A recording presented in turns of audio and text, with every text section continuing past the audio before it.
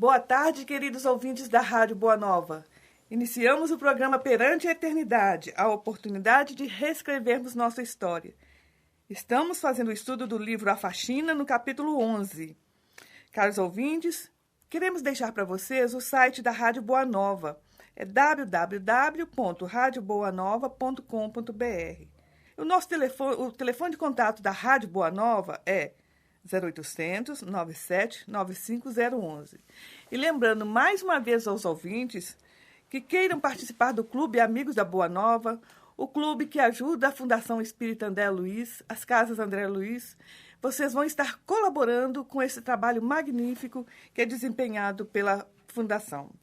O telefone do Clube Amigos da Boa Nova é o 0800 12 18 38. E o site da editora Itapuã é www.itapuãeditora.com.br. Queridos ouvintes, queremos iniciar o programa aqui deixando um grande abraço para o nosso amigo senhor Moacir, lá de Diamantina. Sou Moacir, que há pouco tempo recebeu o título de cidadão honorário lá de Diamantina. A dona Chiquita, sua esposa, um nosso grande abraço.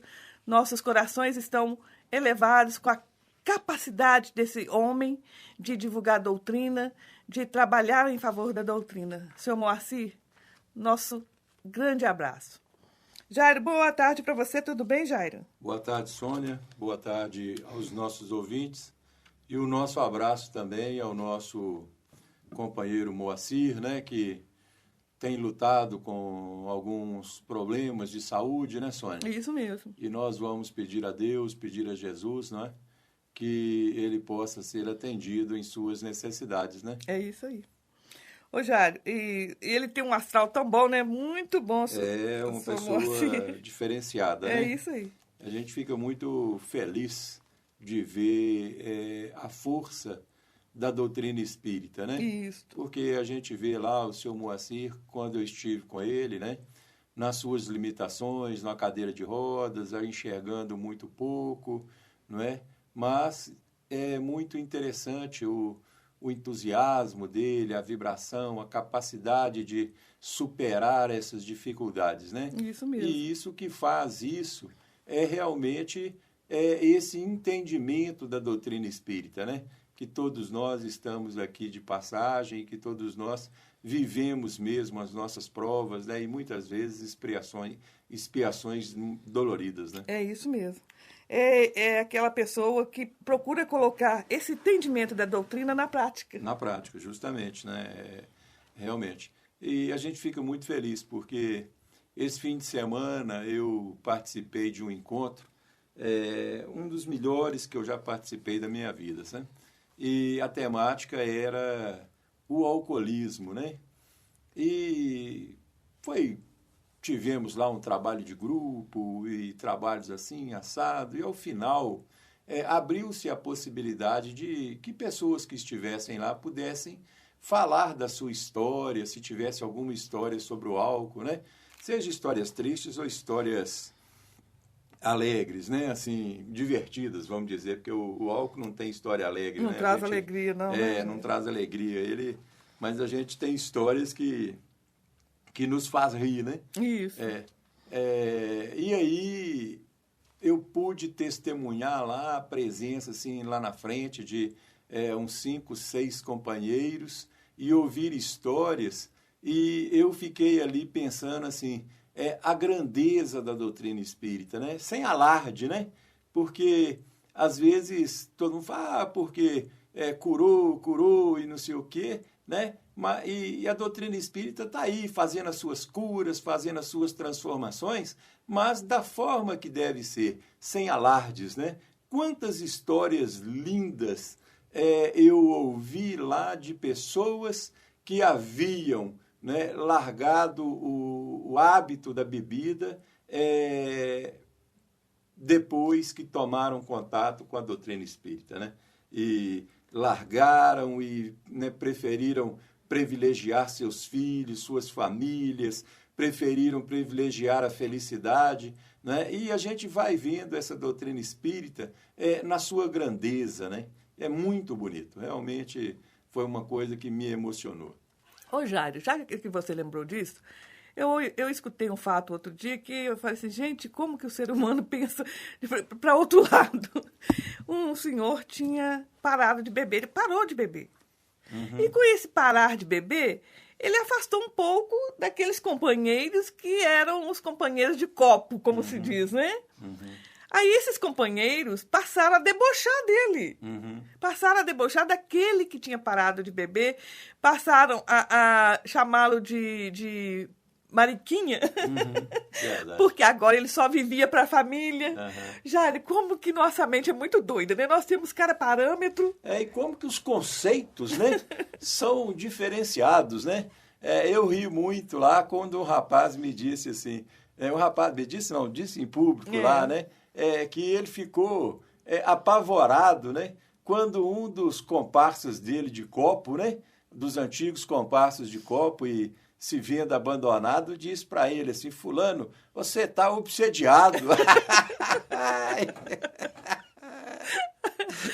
Aí você ouve de tudo. Olha, o nosso companheiro parou de beber, o outro, né, vira para ele e fala, você está obsediado. Quer dizer, aonde que ele buscou essa palavra? Né? Eu fiquei pensando, gente, aonde que ele buscou essa palavra? Será que essa palavra é dele? Ou será que isso é de algum amigozinho lá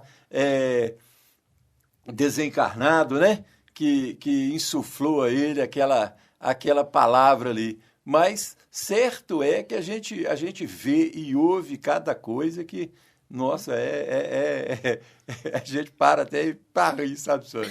Não é fácil, não. Ô, Jair, mas você falou aí da palavra obsidiado, eu estava lendo uma pesquisa, a maioria dos brasileiros sabe o que significa reencarnação. Sabe, e tem outros dados, mesmo não sendo espírita. Isso, né? Verdade. Tem outros dados que remetem à doutrina espírita. Justo, é muito interessante isso, né? A doutrina espírita, né? Porque ela é uma doutrina culta, né? Ela é um conhecimento que, de uma forma ou de outra, ela exige cultura. Ela não exige o banco de escolas, né? Não é essa cultura, não. Mas ela existe uma cultura que está mais para as linhas da sabedoria. Certo. Não é? E como é uma doutrina culta, o espírita é alguém que lê muito, e uma das grandes forças da doutrina espírita é o livro, não é? Este livro, ele entra em todos quanto é lugar, em todo lugar, não é? Por isso que alguns companheiros de segmentos religiosos, não é? Eles abominam o livro espírita, né? E pregam abertamente lá para os seus seguidores e tudo, que é coisa do demônio, é coisa do diabo, e que não deve ter livro espírita em casa, que não deve isso, não deve aquilo. Por quê? Porque eles sabem, né, que o conhecimento, o esclarecimento, ele desfaz a ignorância. E no momento em que a luz acende, as trevas deixam de existir. No momento em que o conhecimento acende, a ignorância deixa de existir. E à medida que a ignorância deixa de existir e faz presente o conhecimento, as pessoas, elas começam a ser pessoas mais críticas. E tem muita coisa que não suporta a crítica.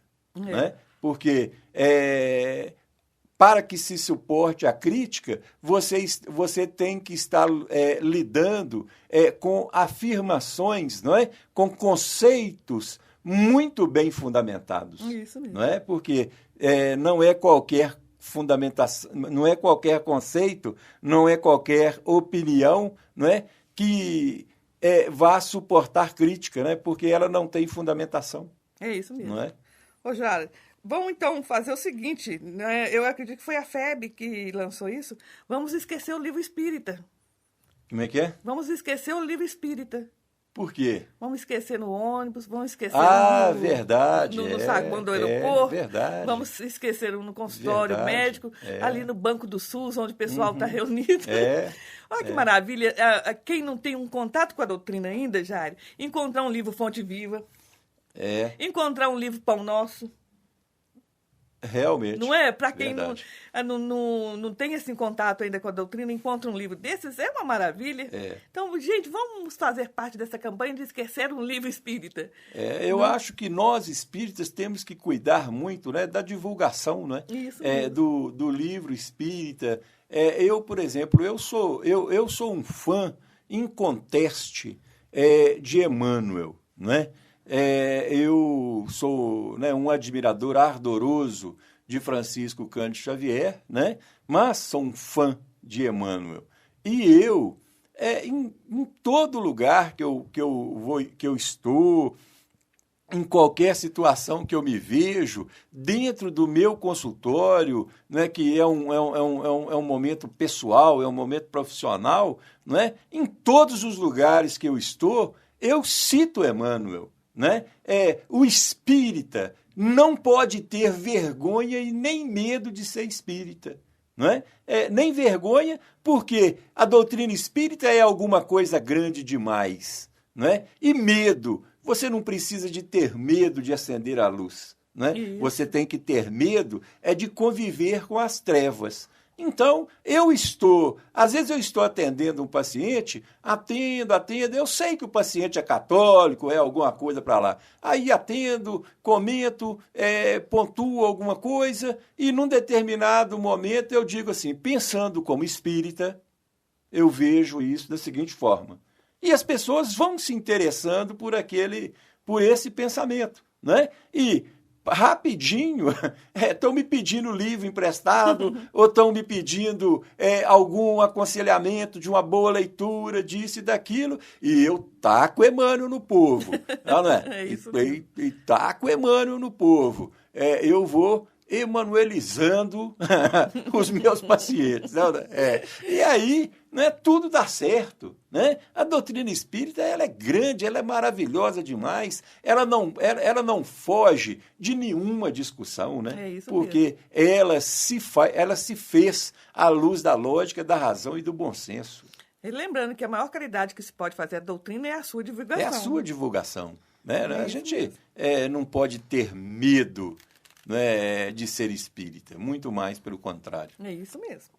Jairo, voltando aqui no livro A Faxina, nós estamos contando a história do Sandro, o doutor Sandro, que neurocirurgião, um neurocirurgião assim, super capaz, que ao fazer uma cirurgia num jovem, né, esse jovem acaba falecendo. E ele entra numa situação muito complicada, porque passa a beber demais da conta, né? Passa a beber e vai abandonando a profissão. Já falamos daquele companheiro Chefia, né? Chefia, isso. Lá. Isso mesmo. Que ele, mais ou menos, se colocava lá como um líder do bando, né? É verdade. Aí, nessa condição de alcoólatra, o doutor Sandro, ele abandonou a profissão já. Né? Foi passando por internações, mas acaba desencarnando. Aí o Marcelo fala com ele. Sandro, você tem confiado em Deus? Tem buscado a Deus? Eu acho esse diálogo maravilhoso, Jairo.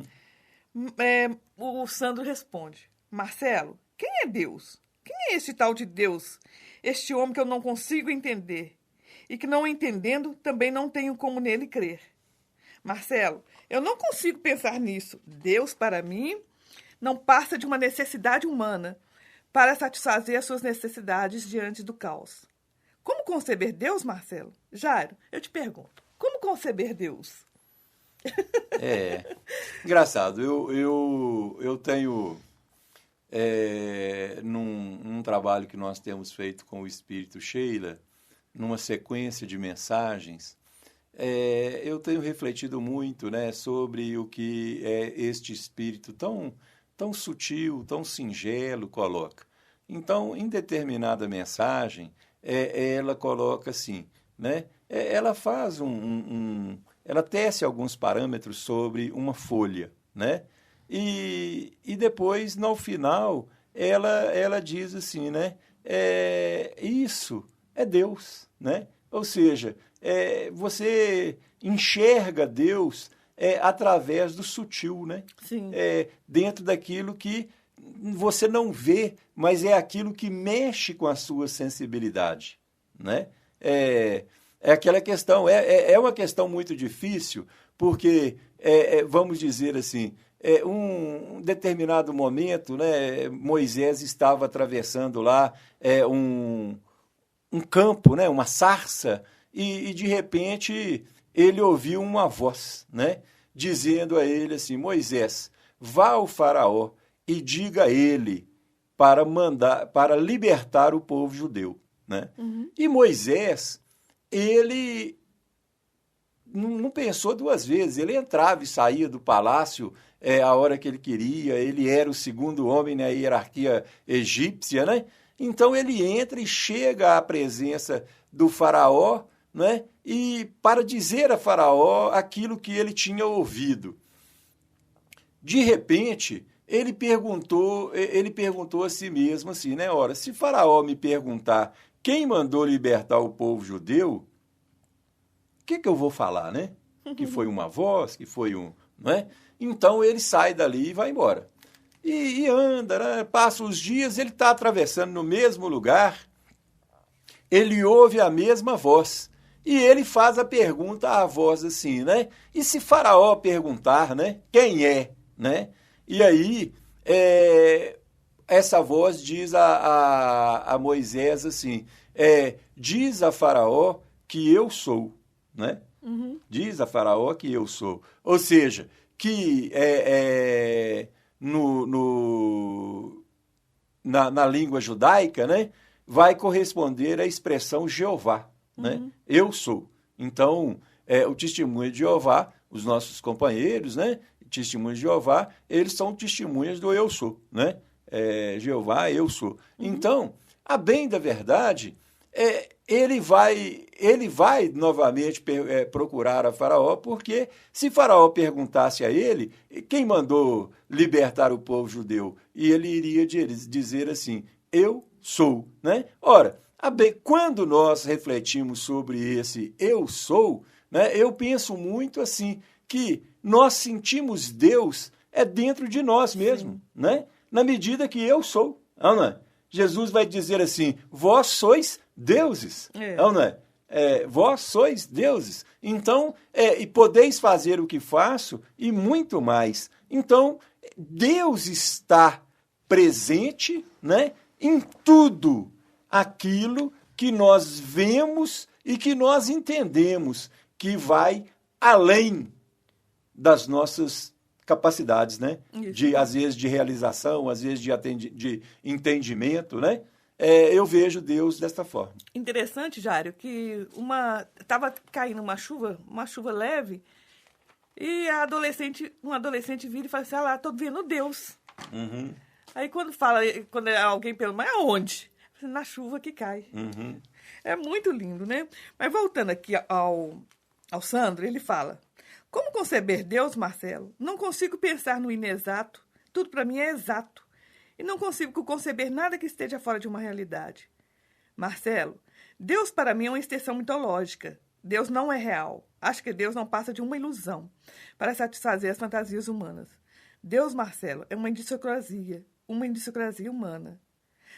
Abracei Sandro com carinho. Entendi um montante do seu sofrimento, pois ali, em meio àqueles rebotalhos, ele era o mais sofredor. Apesar do nobre título que trazia e dos ilustres trabalhos que havia prestado, através de sua digna profissão, ele ali era o maior necessitado, pois era órfão de Deus, apesar de Deus se manter tão próximo dele. Aí Marcelo fala, Jairo, Sandro, Deus é real. Gosto muito de uma afirmação que eu ouvi e que diz assim, ele é o todo de tudo, criador de todas as coisas. Deus, Sandro, é um coração amoroso, misericordioso, sempre disposto a nos amar e perdoar. Ele é o acalanto para as nossas almas sofridas. Ele é o caminho do viajor, os olhos dos cegos e a luz que abençoa a manhã após uma noite escura e fria. Deus é a alegria dos tristes e dos desalentados, a força dos fracos que cambaleiam pelo caminho.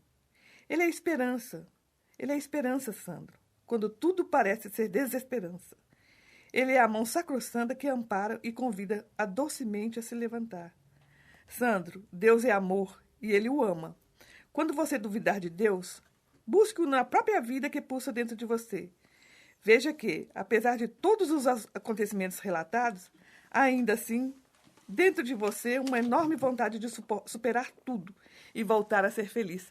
Ô, Jair, esta vontade do que Marcelo fala, dele voltar a ser feliz, já é a presença divina, né? Já é a presença de Deus. E interessante que esse trecho, ele é de uma beleza, assim, ímpar, né? Isso. É uma beleza ímpar. Quando eu li pela primeira vez, eu me emocionei. Uhum. Ainda me emociono ler nessa Ele parte. é de uma beleza ímpar. Eu vou te pedir licença para ler um trecho dessa mensagenzinha que eu falei aqui, certo. Porque eu localizei aqui em minhas psicografias e vou pedir aos nossos ouvintes, né, a desculpa, porque não é uma psicografia já digitada e tudo, ela ainda é primária, né, na folha em que foi feita, né, e por isso pode ser que haja algum erro, né? Mas é interessante. O título dela é Deus. Então Sheila diz assim: observa bem a pequenina folha que à sua frente se abre, majestosa, bela e simples. Veja o verde que lhe dá um colorido sem igual. Olhe bem os seus recortes, magníficos e de uma profundidade sem igual. Veja a sua beleza. Alma querida é Deus, em forma de beleza singela. Observa tudo com carinho e verás Deus sempre à tua frente. Vamos fazer um pequeno intervalo e voltamos já já. Estamos de volta com o programa Perante a Eternidade. Queremos convidar os ouvintes a conhecerem nosso blog. Vão lá, visitem nosso blog, vejam lá os artigos que estão expostos lá, vocês vão gostar bastante, eu tenho certeza. O nosso amigo Cláudio Fajardo, que é um conhecedor do Evangelho, ele tem alguns artigos lá e tem assim, uma busca muito grande por esses artigos. É www.itapuãeditora.com.br/blog www.itapuãeditora.com.br/blog.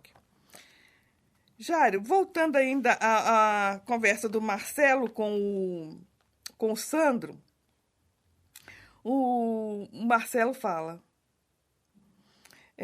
aliás, ele abraça o Sandro com carinho e fala que entendia o sofrimento dele. Nessa hora, Jairo, eu fico imaginando essa cena do Marcelo abraçando o Sandro e mostrando para ele que Deus é real. Que ele e o próprio Sandro, na busca da felicidade, na busca de vencer os vícios, estava ali com o nosso Criador atuando no Sandro, né? Aí ele fala: Sandro, essa força que movimenta céus e terra dentro de nós e que faça com que possamos remover montanhas, essa vontade que nos impulsiona para frente diante de tantas adversidades, meu irmão, chama-se Deus em nós. Uhum. É lindo demais, Jairo. É muito bonito, realmente. Muito lindo. Essa presença, sentirmos essa presença de Deus é algo maravilhoso, né? É verdade. É algo maravilhoso. Eu comentava outro dia com um amigo que, diante das adversidades, nós saímos de uma zona de conforto para termos mais contato com o divino. Aí, naquela hora da adversidade, onde que tudo parece contra, a gente para e vê qual que é o recado que Deus quer nos dar. Justamente. Não é? Ver qual que é o recado que Deus quer nos dar, e qual o aprendizado que eu vou tirar com aquilo, e não esquecer que a presença divina está dentro de nós. Por isso, nós saímos dessa zona de conforto, para reavaliarmos a nossa condição de vida. É uma necessidade muito grande de todos nós, né? Buscar essa reaproximação, né? Dessa identificação divina, né? E entendendo que essa identificação ela está muito mais próxima de nós do que nós imaginamos, né? Sim. Porque, inclusive, nós somos partes manifestas dela, né? Então, é nós acreditarmos mais, confiarmos mais, né? E aumentarmos os nossos níveis de segurança. À medida em que avançamos desta forma, nós estamos constituindo uma fé, né? E como o próprio Jesus disse, né? Aquele que tiver a fé do tamanho de um grão de mostarda, né? Dirá a estes montes, passa daqui para colar, e eles passarão. É isso né? mesmo. Quer dizer, isso é muito importante. Porque também é nessas horas de dificuldades, que a gente vai avaliar o tamanho da nossa fé, não é mesmo, Jair? É verdade. E a gente vê aí que o Sandro, né, ele, quando encarnado, ele tinha sido um profitente, né, de uma ciência nobre, né, que é a medicina, né? Sim. E dentro dessa medicina, ele também tinha uma especialização extremamente nobre, grande, né? Que é a cirurgia, não é? Sim. Quer dizer, então, e nós vimos aí, né, os acontecimentos que o cercaram. E todos nós estamos sujeitos a estas coisas, né? Todos nós estamos sujeitos a essas decepções, às frustrações, né? E que estas decepções, elas produzem um efeito arrasador, devastador dentro de nós, e se nós não tivermos muita capacidade de reação, muitas vezes nós vamos sucumbir ao peso, né, destas pressões. Sim. Né? Nesse lugar onde nós fazemos trabalhos com a população de rua, não pensem os amigos que lá nós só vamos encontrar pessoas, vamos dizer, sem nenhuma cultura, sem nenhuma formação, sem isso, sem aquilo. Não, lá a gente conversa com um, conversa com outro, a gente vê que aquela pessoa tem uma certa cultura, que ela já amealhou determinados conhecimentos. E aí você aproxima mais daquela pessoa, conversa mais com aquela pessoa e você acaba descobrindo que aquela pessoa alcoólatra ali na rua, mendigando ali, às vezes, na fila lá para ganhar um pãozinho, para ganhar um iogurte, um achocolatado, e aquela pessoa ali batida, muitas vezes ela tem, inclusive, uma formação universitária. Sim, não é? É verdade. Quer dizer, todos nós estamos sujeitos a isso. É isso mesmo. E se você não tiver a presença de um Deus vibrante dentro de você, não tem como você superar isso. Não é? Porque é o que Karl Marx dizia, né? Que a fé é o ópio dos povos. Não é? Lógico, a fé, em muitas vezes, ela é alguma coisa opiácea mesmo, né? É alguma coisa que as pessoas até, vamos dizer assim, deliram, né? Deliram. Agora, ele vai dizer assim, mas muitas vezes é o suspiro, né, de uma alma em aflição. Né? Ou seja, é aquela manutenção da vida, né, daquela alma que está passando ali por grandes aflições. Né? Isso. Por isso, o próprio Kardec vai dizer que a fé inabalável é aquela que pode enfrentar, né, ao longo da sua existência, né, as avaliações da crítica, né, da razão, da lógica e do bom senso. Ela pode passar por isso. Né? Esta é a fé espírita. Né? É a fé que não abala. Por quê? Porque você, submetendo a fé ao crivo da razão, da lógica e do bom senso, ela se supera. Sim, né? Sim. Já nesse momento que o Marcelo fala com o Sandro agacha, esconde a cabeça entre as pernas e começa a chorar. Aí o Marcelo fala com ele, Sandro, quer me acompanhar? Lembra-se de sua mãezinha, que provavelmente um dia te ensinou a orar, e começa a fazer uma oração. Aí, quando Marcelo abre os olhos, né, tem lá aquelas pessoas que acompanham a chefia, né, todos ajoelhados também fazendo a oração. Muito lindo, né? Agora, estas páginas aí do livro A Faxina, eu acho que elas devem ser extremamente refletidas por nós, na medida em que Marcelo, ele encontra com esse grupo, né? Sim. Lá, a chefia, tinha aquela moça lá, a Lica, né? Lá, o Sandro e outros lá, e ele conversa com um, conversa com o outro. Em momento algum, ele abriu críticas. Sim. Né? E em momento algum, ele invadiu a liberdade daquelas pessoas. Não faça isso, não faça aquilo, não isso, não aquilo. Não. Ele simplesmente se limitou a abraçar, né? A acolher aquelas almas que estavam próximas dele, né? A conversar, a dar atenção a todas elas, né? Convidou Sandro indiretamente a uma profunda reflexão em torno de Deus, né? Sim. E fechando a sua presença, ele convidou o grupo à oração.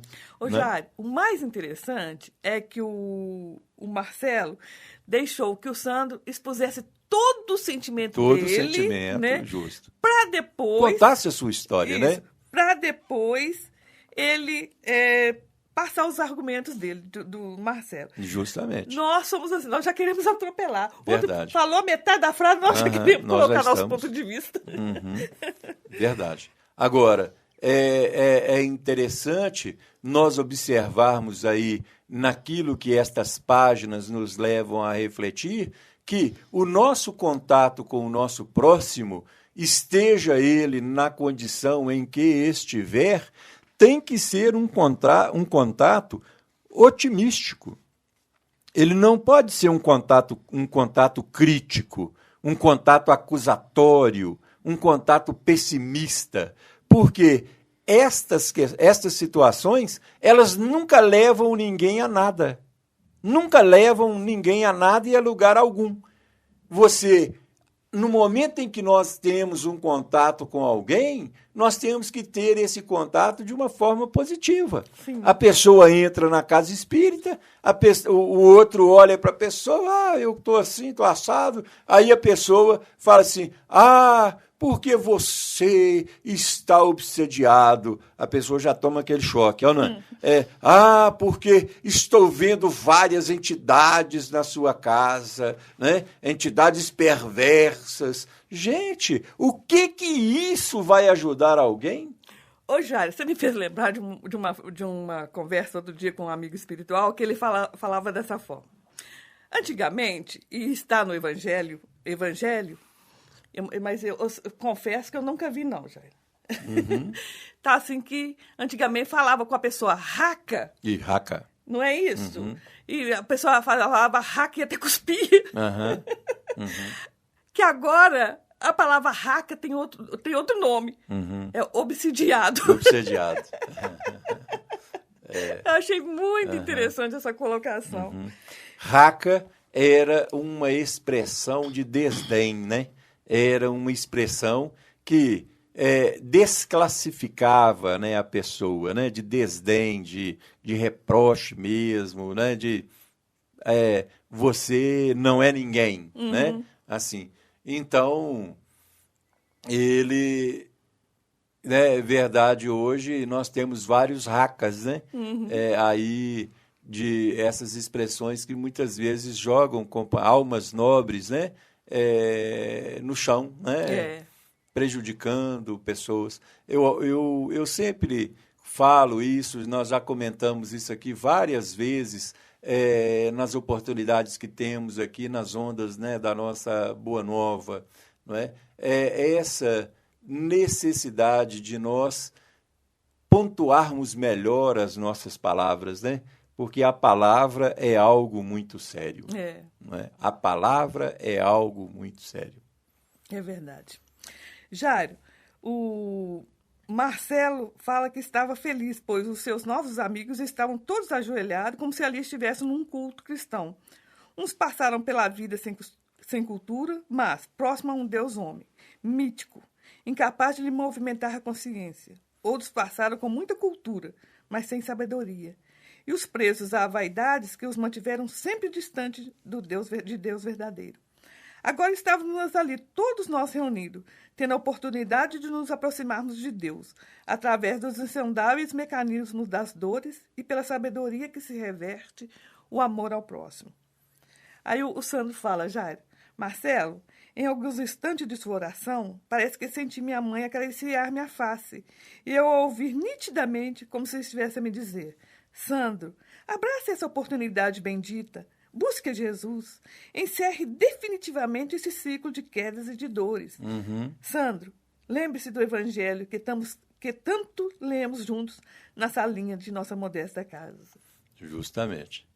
Jairo, que bonito, né? Não, olha só, Jairo, ela pede para que ele lembre daqueles momentos de oração em família.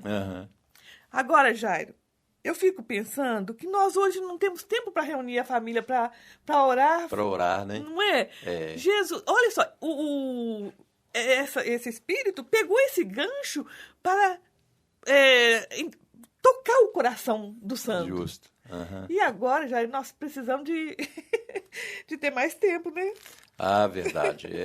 Nós temos que arrumar um tempo, né, para orarmos em família, né, para fazermos o culto do Evangelho no lar, né? Isso. Porque esse culto do Evangelho no lar, ele também é muito importante, né? E nós temos que divulgá-lo na nossa casa espírita, né? Divulgá-lo aqui e ali, no sentido de levarmos às pessoas essa sugestão que é tão importante, né? Dentro do processo de equilíbrio do ser, né? Sim. Jairo, o Marcelo fala que todos olhavam sem entender nada do que se passava ali. Aliás, nem mesmo o sabia explicar bem. Sei que apenas que muitas poucas vezes me havia ter sentido tão feliz, Marcelo falando. Todos se foram aproximando de mim e me abraçando amistosamente. Olhavam-me como admiradores, como se estivesse diante de alguém muito superior a eles. Felício segurava a minha mão e repetia para Sandro, calma, Sandro, ele irá nos ajudar. Calma, ele irá nos ajudar. E olha só. Ganhou a confiança, né? Confiança, é isso mesmo. E pouco a pouco fomos afastando-nos, olhando-nos, mesmo que de longe.